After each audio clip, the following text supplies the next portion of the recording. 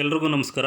ಆತ್ಮೀಯ ವಿದ್ಯಾರ್ಥಿಗಳೇ, methods and techniques of social research, program BA, subject sociology, semester 6, session number 5, topic types of ರಿಸರ್ಚಲ್ಲಿ descriptive and analytical research, created by doctor Nagendrappa E. ಅಂದರೆ ಇಂದಿನ ತರಗತಿಯಲ್ಲಿ types of ರಿಸರ್ಚಲ್ಲಿ ಉಳಿದ ಎರಡು ಪ್ರಕಾರಗಳನ್ನು ನಾವು ಚರ್ಚೆಯನ್ನು ಮಾಡೋಣ. ಡಿಸ್ಕ್ರಿಪ್ಟಿವ್ ಆ್ಯಂಡ್ ಅನಾಲಿಟಿಕಲ್ ರಿಸರ್ಚ್, ವಿವರಣಾತ್ಮಕ ಮತ್ತು ವಿಶ್ಲೇಷಣಾತ್ಮಕ ಸಂಶೋಧನೆಯ ಅಂತಕ್ಕಂಥದ್ದು. ಇವು ಕೂಡ ಭಾಳ ಪ್ರಮುಖವಾಗಿರ್ತಕ್ಕಂಥ ಸಂಶೋಧನೆಯ ಪ್ರಕಾರಗಳಾಗಿದ್ದಾವೆ ಅಂತಕ್ಕಂಥದ್ದು. First one, descriptive research. Descriptive research includes surveys and fact finding enquiries of different kinds. The major purpose of descriptive research is description of the state of affairs as it exists at present. This type of research describes social situation, social events, social system and social structure, policies, projects, programs and incidents, etc. The researcher observes, studies, and then describes what did he find. Take for example, reservation policy, medium of education, drug abuse, political participation of women in India, census in India, and so on. The research on drug abuse. The Ministry of Social Welfare, Government of India, assigned this in 2017, 18 and 19. The teams of scholars, doctors, sociologists and criminologists to study the extent of drug abuse among the college students, nature of drugs taken, causes of taking drugs, sources of getting drugs, effects of taking drugs and so on. Since collecting data on scientific basis for descriptive studies is careful and deliberate, scientific descriptions are typically more accurate and precise than casual ones. We can point out one more example. The researcher wants to describe the increasing political participation of women in India. He collects information about the number of women candidates elected in 13th Lok Sabha election from 1952 to 1999. He finds that out of 499 to 543 seats varying in different elections, women got 22 seats in 1952, 27 in 1957, 34 in 1962, 31 1967 and so on. So statistics are there, please go through. Another example of a descriptive study is the causes in India.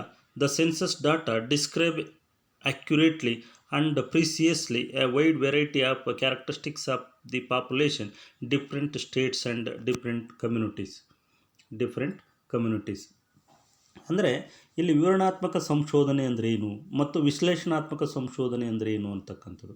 ವಿವರಣಾತ್ಮಕ ಸಂಶೋಧನೆ ಅಂದರೆ ಯಾವುದಾದರೂ ಒಂದು ಯೋಜನೆಯನ್ನು, ಧೋರಣೆಯನ್ನು, ಸನ್ನಿವೇಶ, ಪರಿಸ್ಥಿತಿ ಅಥವಾ ಘಟನೆಗಳಿಗೆ ಸಂಬಂಧಿಸಿದ ವಾಸ್ತವಿಕ ಚಿತ್ರಣವನ್ನು ನೀಡುವ ಉದ್ದೇಶದಿಂದ ಕೈಗೊಳ್ಳಲಾದ ಸಂಶೋಧನೆಗಳನ್ನು ನಾವು ಸಾಮಾನ್ಯವಾಗಿ ವಿವರಣಾತ್ಮಕ ಸ್ವರೂಪದವುಗಳಾಗಿರ್ತವೆ ಅಥವಾ ವಿವರಣಾತ್ಮಕ ಸಂಶೋಧನೆಗಳು ಅಂತ ಕರಿತೀವಿ.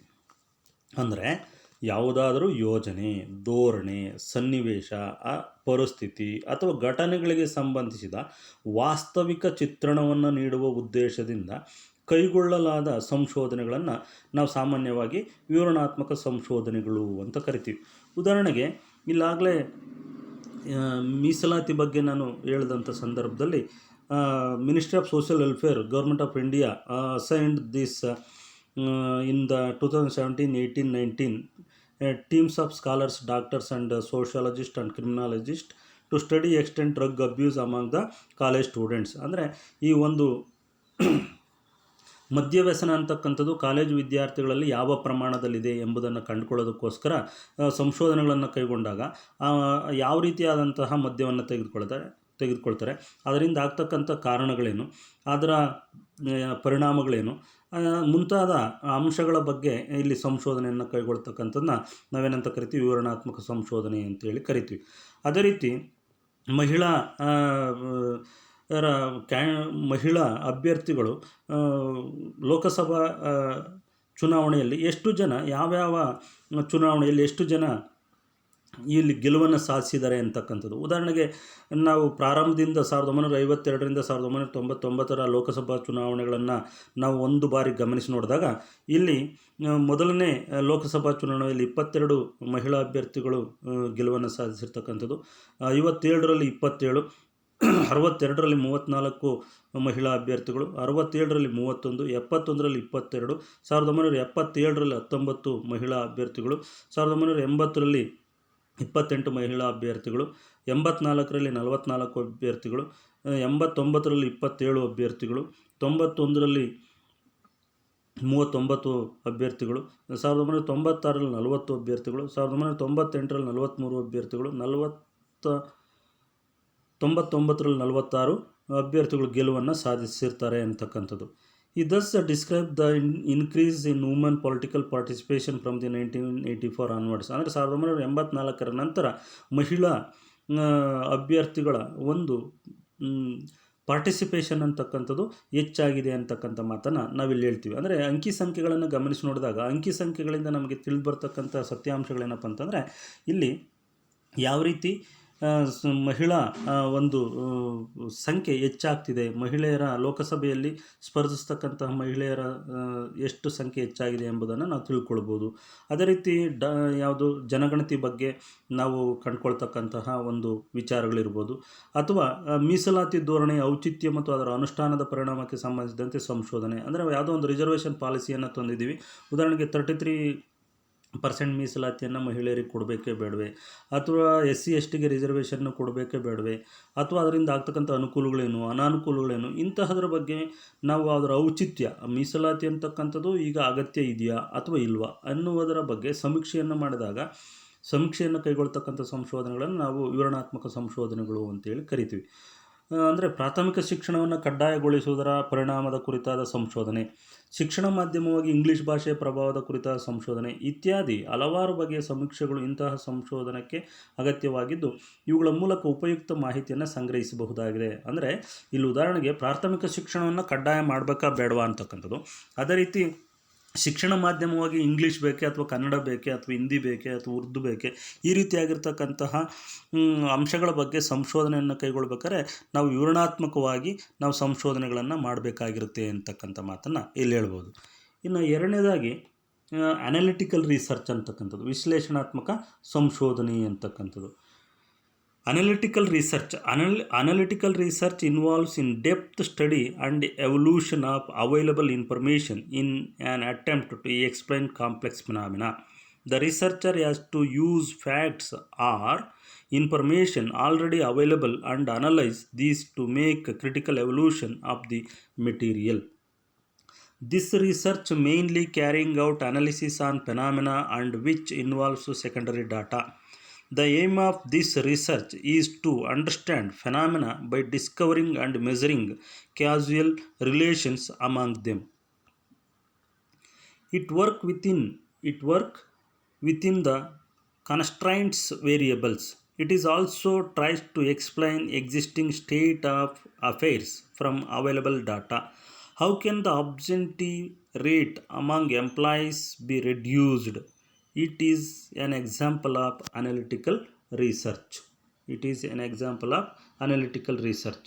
ಅಂದರೆ ವಿಶ್ಲೇಷಣಾತ್ಮಕ ಸಂಶೋಧನೆ ಅಂದರೆ ಏನು ಅಂತಕ್ಕಂಥದ್ದು. ವಿಶ್ಲೇಷಣಾತ್ಮಕ ಸಂಶೋಧನೆ ಅಂತಕ್ಕಂಥದ್ದು ಅನ್ವೇಷಣೆಗೆ ಆಯ್ಕೆ ಮಾಡಿಕೊಂಡ ವಿಷಯ ಅಥವಾ ಸಮಸ್ಯೆಯ ಕುರಿತಾಗಿ ಬಹಳ ಆಳವಾದ ವಿಶ್ಲೇಷಣೆಯನ್ನು ನಡೆಸುವುದು. ಭಾಳ ಸರಳವಾಗಿ ಹೇಳ್ತಕ್ಕಂಥದ್ದು ವಿಶ್ಲೇಷಣಾತ್ಮಕ ಸಂಶೋಧನೆ ಅಂತಂದರೆ ಯಾವುದೇ ವಿಷಯವನ್ನು ನಾವು ಅನ್ವೇಷಣೆಗೆ ಅಥವಾ ಸಂಶೋಧನೆಗೆ ನಾವು ಆಯ್ಕೆ ಮಾಡಿಕೊಂಡಿದ್ದೀವೋ ಅಂತಹ ವಿಷಯದ ಬಗ್ಗೆ ಬಹಳ ಆಳವಾದಂತಹ ಒಂದು ವಿಶ್ಲೇಷಣೆ ಮಾಡುವುದು. ಉದಾಹರಣೆಗೆ ವೇಶ್ಯ ಸಮಸ್ಯೆ ಅಂತಕ್ಕಂಥದ್ದು, ಬಾಲ ಅಪರಾಧ ಅಂತಕ್ಕಂಥದ್ದು, ಭಯೋತ್ಪಾದನೆ ಅಂತಕ್ಕಂಥದ್ದು, ಅಥವಾ absentee rate of among the employees be reduced.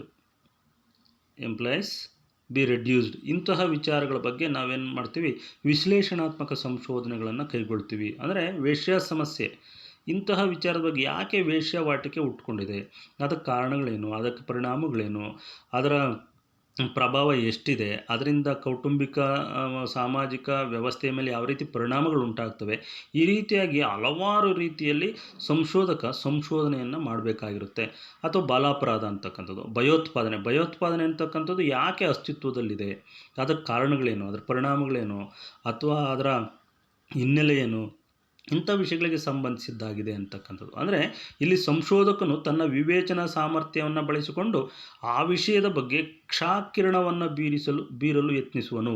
ಅಂದರೆ ಇಲ್ಲಿ ಸಂಶೋಧಕ ತನ್ನ ವಿವೇಚನಾ ಸಾಮರ್ಥ್ಯವನ್ನು ಬಳಸ್ಕೊಳ್ಬೇಕು. ಸುಮ್ಮನೆ ಇಲ್ಲಿ ಎಲ್ಲರೂ ಕೂಡ ಈ ವಿಚಾರಗಳ ಬಗ್ಗೆ ಸಂಶೋಧನೆಯನ್ನು ಮಾಡಿ ಉತ್ತಮವಾದಂಥ ಮಾಹಿತಿಯನ್ನು ಹೊರತರಲಿಕ್ಕೆ ಸಾಧ್ಯ ಆಗಲ್ಲ.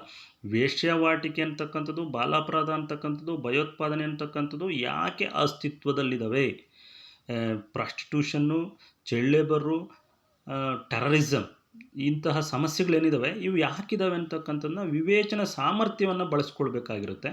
ಅದರ ಬಗ್ಗೆ ಕ್ಷಾಕಿರಣವನ್ನು ಬೀರಲು ಪ್ರಯತ್ನವನ್ನು ಮಾಡಬೇಕು. ಕ್ಷಾಕಿರಣ ಅಂತಂದರೆ ಎಕ್ಸ್ರೇ ತೆಗೆದ್ರೆ ಯಾವ ರೀತಿ ನಮ್ಮ ದೇಹದ ಭಾಗದಲ್ಲಿ ಯಾವ ರೀತಿಯಾದಂತಹ ಚಿತ್ರಗಳು ಕಂಡುಬರ್ತಾವೋ ಆ ರೀತಿಯಾಗಿ ಆ ಸಮಸ್ಯೆಯ ಒಳಗಡೆ ಇರ್ತಕ್ಕಂಥ ಅಂಶಗಳ ಬಗ್ಗೆ ಇವನು ಕ್ಷಾಕಿರಣವನ್ನು ಬೀರಬೇಕು. ಯಾರು ಸಂಶೋಧಕ ಅಲ್ಲಿರ್ತಕ್ಕಂಥ ಅಂಶಗಳನ್ನು ಅವನು ಎತ್ಕೊಳ್ಬೇಕು. ಅಂದರೆ ಈ ಸಮಸ್ಯೆಗಳು ಹೇಗೆ ಹುಟ್ಕೊಂಡ್ವು, ಯಾವುವು, ಈ ವೇಶ್ಯಾವಾಟಿಕೆ ಸಮಸ್ಯೆ ಇರ್ಬೋದು, ಬಾಲಾಪರಾಧ ಇರ್ಬೋದು, ಭಯೋತ್ಪಾದನೆ ಇರ್ಬೋದು, ಆಬ್ಸೆಂಟೀಸಿ ಇರ್ಬೋದು, ಇಂಥ ಸಮಸ್ಯೆಗಳು ಹೇಗೆ ಹುಟ್ಕೊಂಡ್ವು, ಹೇಗೆ ಬೆಳೆಯುತ್ತಾ ಬರುವುವು, ಅವುಗಳ ಅಗಾಧತೆ ಹಾಗೂ ಪರಿಣಾಮಗಳೇನು, ಅವುಗಳನ್ನು ಹೇಗೆ ಎದುರಿಸಬೇಕು ಎಂಬ ಮೊದಲಾದ ಪ್ರಶ್ನೆಗಳನ್ನು ಮುಂದಿಟ್ಟುಕೊಂಡು ವಿಷಯವನ್ನು ವಿಶ್ಲೇಷಣಾತ್ಮಕವಾಗಿ ಅಧ್ಯಯನ ಮಾಡುವುದು ಅಂತಕ್ಕಂಥದ್ದು. ಅಂದರೆ ವಿಶ್ಲೇಷಣಾತ್ಮಕ ಅಧ್ಯಯನ ಅಂತಂದರೆ ಏನಪ್ಪ ಅಂತಂದರೆ, ಈಗ ಸಮಸ್ಯೆ ಇದೆ, ನಮ್ಮಲ್ಲಿ ಹಲವಾರು ಸಮಸ್ಯೆಗಳಿದ್ದಾವೆ, ಆ ಸಮಸ್ಯೆಗಳಂತಕ್ಕಂಥವು ಹೇಗೆ ಹುಟ್ಕೊಳ್ತವೆ, ಆ ಸಮಸ್ಯೆ ಯಾಕೆ ಹುಟ್ಕೊಳ್ತು, ಹೇಗೆ ಹುಟ್ಕೊಳ್ತು, ಅದು ಹೇಗೆ ಬೆಳೀತಾ ಬಂತು, ಅವುಗಳ ಅಗಾಧತೆ ಏನು, ಅವುಗಳ ಪರಿಣಾಮಗಳೇನು, ಮತ್ತು ಅವುಗಳನ್ನು ಹೇಗೆ ಎದುರಿಸಬಹುದು ಅಂತಕ್ಕಂಥ ಮುಂತಾದ ಪ್ರಶ್ನೆಗಳನ್ನು ಮುಂದಿಟ್ಟುಕೊಂಡು ವಿಷಯವನ್ನು ವಿಶ್ಲೇಷಣಾತ್ಮಕವಾಗಿ ಅಧ್ಯಯನ ಮಾಡ್ತಕ್ಕಂಥದ್ದೇ ವಿಶ್ಲೇಷಣಾತ್ಮಕ ಸಂಶೋಧನೆ ಎಂದು ಕರೆಯುತ್ತೇವೆ. ಇದರಲ್ಲಿ ವಿಶ್ಲೇಷಣೆ ಮಾಡಬೇಕು. ವಿಶ್ಲೇಷಣೆ ಅಂತಕ್ಕಂಥದ್ದು ಯಾವ ರೀತಿಯಪ್ಪ ಅಂದರೆ, ಯಾಕೆ ಈ ಸಮಸ್ಯೆಗಳು ಹುಟ್ಕೊಂಡ್ವು, ಇದಕ್ಕೆ ಕಾರಣ ಏನು, ಇದರ ಹಿನ್ನೆಲೆ ಏನು, ಇದರ ಇತಿಹಾಸ ಏನು, ಇದರ ಅಗಾಧತೆ ಯಾವ ಪ್ರಮಾಣದಲ್ಲಿ ಈ ಸಮಸ್ಯೆ ಅಂತಕ್ಕಂಥದ್ದು ಹರಡಿಕೊಂಡಿದೆ, ಇದರ ಪ್ರಭಾವ ಹೇಗಿದೆ, ಇಂತಹ ಪ್ರಶ್ನೆಗಳನ್ನು ನಾವು ಮುಂದಿಟ್ಟುಕೊಂಡು ಭಾಳ ಆಳವಾದಂಥ ಅಧ್ಯಯನವನ್ನು ಕೈಗೊಳ್ಳತಕ್ಕಂಥದ್ದಕ್ಕೆ ನಾವು ವಿಶ್ಲೇಷಣಾತ್ಮಕ ಸಂಶೋಧನೆಗಳು ಎಂದು ಕರೆಯುತ್ತೇವೆ. ಇವೆರಡೂ ಕೂಡ ಇವತ್ತಿನ ತರಗತಿಗಳಲ್ಲಿ ಒಂದು ವಿವರಣಾತ್ಮಕ ಸಂಶೋಧನೆ, ಮತ್ತೊಂದು ವಿಶ್ಲೇಷಣಾತ್ಮಕ ಸಂಶೋಧನೆ. ವಿವರಣಾತ್ಮಕ ಸಂಶೋಧನೆ ಅಂತಂದರೆ ಯಾವುದೇ ಒಂದು ಯೋಜನೆಯನ್ನು, ಧೋರಣೆಯನ್ನು ಅಥವಾ ಸನ್ನಿವೇಶವನ್ನು, ಪರಿಸ್ಥಿತಿ ಅಥವಾ ಘಟನೆಗಳಿಗೆ ಸಂಬಂಧಿಸಿದ ವಾಸ್ತವಿಕ ಚಿತ್ರಣವನ್ನು ನೀಡುವ ಉದ್ದೇಶದಿಂದ ಕೈಗೊಳ್ಳಲಾಗುವ ಸಂಶೋಧನೆಗಳನ್ನು ನಾವು ಸಾಮಾನ್ಯವಾಗಿ ವಿವರಣಾತ್ಮಕ ಸ್ವರೂಪದವುಗಳು ಅಂತ ಕರಿತೀವಿ. ಅಂದರೆ ಯಾವುದೋ ಒಂದು ಸನ್ನಿವೇಶ ಇದೆ, ಒಂದು ಧೋರಣೆ ಇದೆ, ಒಂದು ಪಾಲಿಸಿ ಇದೆ, ಒಂದು ಪ್ರೋಗ್ರಾಮ್ ಇದೆ, ಒಂದು ಪ್ರಾಜೆಕ್ಟ್ ಇದೆ, ಈ ಪ್ರಾಜೆಕ್ಟನ್ನು ಇಂಪ್ಲಿಮೆಂಟ್ ಮಾಡಬೇಕಾ ಬೇಡವಾ, ಈ ಪಾಲಿಸಿಯನ್ನು ಇಂಪ್ಲಿಮೆಂಟ್ ಮಾಡಬೇಕಾ ಬೇಡವಾ, ಈ ಪಾಲಿಸಿಗೆ ಜನರ ಅಭಿಪ್ರಾಯಗಳೇನು, ಇಂತಹ ವಿಚಾರಗಳನ್ನು ನಾವು ಮುಂದಿಟ್ಕೊಂಡು, ಪಾಲಿಸಿ ಅಂತಂದರೆ ಪ್ರೈಮರಿ ಎಜುಕೇಷನ್ ಅಂತಕ್ಕಂಥದ್ದು ಅಥವಾ ಮೀಡಿಯಮ್ ಆಫ್ ಎಜುಕೇಷನ್ ಅಂತಕ್ಕಂಥದ್ದು, ಇಂಥ ಪಾಲಿಸೀಸನ್ನು, ಪ್ರೋಗ್ರಾಮ್ಸನ್ನು ಬಗ್ಗೆ ನಾವು ಸಂಶೋಧನೆಗಳನ್ನು ಕೈಗೊಳ್ಳತಕ್ಕಂಥದ್ದನ್ನ ನಾವು ವಿವರಣಾತ್ಮಕ ಸಂಶೋಧನೆ ಅಂತ ಕರಿತೀವಿ. ಇನ್ನು ವಿಶ್ಲೇಷಣಾತ್ಮಕ ಸಂಶೋಧನೆ ಅಂತಂದರೆ ಈಗಾಗಲೇ ಹೇಳಿದ್ದೀನಿ, ಇಲ್ಲಿ ಯಾವುದಾದರೂ ಸಂಶೋಧನೆಯು ಅನ್ವೇಷಣೆಗೆ ಆಯ್ಕೆ ಮಾಡಿಕೊಂಡಿರುವ ವಿಷಯ ಅಥವಾ ಸಮಸ್ಯೆ ಕುರಿತಾಗಿ ಬಹಳ ಆಳವಾದ ವಿಶ್ಲೇಷಣೆ ಮಾಡುವುದು. ಇಲ್ಲಿ ಡೆಪ್ತ್ ಅನಾಲಿಸಿಸ್ ಆಗಬೇಕು. ಅಂದರೆ ಯಾವುದೋ ಒಂದು ವಿಷಯವನ್ನು ನೀನು ಆಯ್ಕೆ ಮಾಡ್ಕೊಂಡಿದ್ದೀಯ ಅಂದರೆ ವಿಶ್ಲೇಷಣಾತ್ಮಕ ಸಂಶೋಧನೆಯಲ್ಲಿ ಅದು ಎಲ್ಲಿ, ಏಕೆ, ಹೇಗೆ, ಯಾವ ರೀತಿ, ಅದರ ಪರಿಣಾಮ, ಕಾರಣ, ಇವುಗಳೆಲ್ಲದರ ಬಗ್ಗೆ ಸಂಶೋಧನೆಯನ್ನು ಮಾಡಬೇಕಾಗಿರುತ್ತೆ ಅಂತಕ್ಕಂಥ. ಇವೆರಡೂ ಕೂಡ ಸಂಶೋಧನೆಯ ಪ್ರಕಾರಗಳು ಅಂತಕ್ಕಂಥದ್ದು. ಇವತ್ತಿನ ತರಗತಿಯಲ್ಲಿ ಇಷ್ಟು ಅಂಶಗಳನ್ನು ನಾನು ನಿಮ್ಮೊಂದಿಗೆ ಹಂಚಿಕೊಂಡಿದ್ದೇನೆ. ಎಲ್ರಿಗೂ ನಮಸ್ಕಾರ, ಧನ್ಯವಾದಗಳು.